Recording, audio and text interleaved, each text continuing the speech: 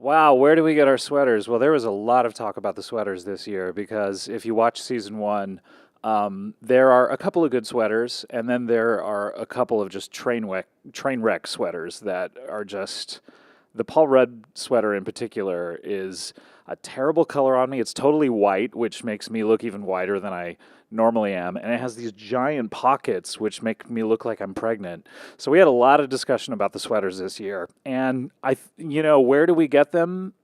Unfortunately, when we shoot the show, it's not sweater season, so they have a really hard time finding them. And I'm always like, well, let's stock up while we're not shooting anymore, but they don't do it. So they just have to go everywhere to get them. And we found one particular sweater which we go, this is the one that we want next year. If we come back, let's just get every color of this particular one. I think it's like a Gap medium tall slim cut sweater or something, but there a lot of discussion goes into it, but way more than you would expect. I know that's kind of a joke question, but it actually is something that we talk about a lot.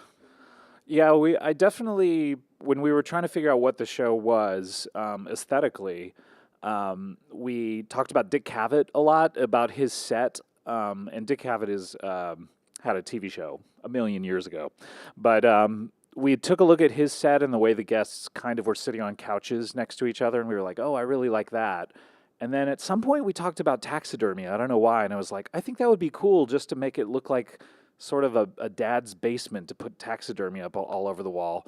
So we tried it and we really liked it. And then the sweaters were definitely a Mr. Rogers thing where, I didn't want to be in a suit and make it seem like it was too professional of a show. So we really just settled on a Mr. Rogers kind of vibe with that. But also you see a lot of, Pee Wee's Playhouse and early Letterman is my biggest influence. Definitely like the late night show from the early 80s. That's the thing about the show is there's a ton of improvising. I think if you watch the show, a third or a half of it is totally improvised. And the guests are really great about that. They really, I think some of them are a little wary of it or a little fearful of like, oh, what am I going to say? Am I going to be funny? And we take great care of them. We make sure they're really funny. We edit it together using the best stuff. So what you see is just a ton of improv. And I think that makes for a better show because if I were to just script all the interview parts of it, there wouldn't be that kind of spark of life that it has, and there's so many weird things that we improv.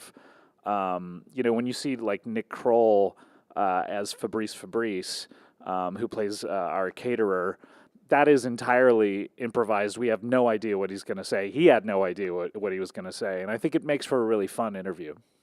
Well, a lot of people are friends of mine who I just call up and ask if they'll drop by, and people are really generous with their time. So, Adam Scott, we needed someone. We wrote a part for someone in a tuxedo, and our budget is so small that the customer came to me and said, "Can we cast someone who owns their own tuxedo?"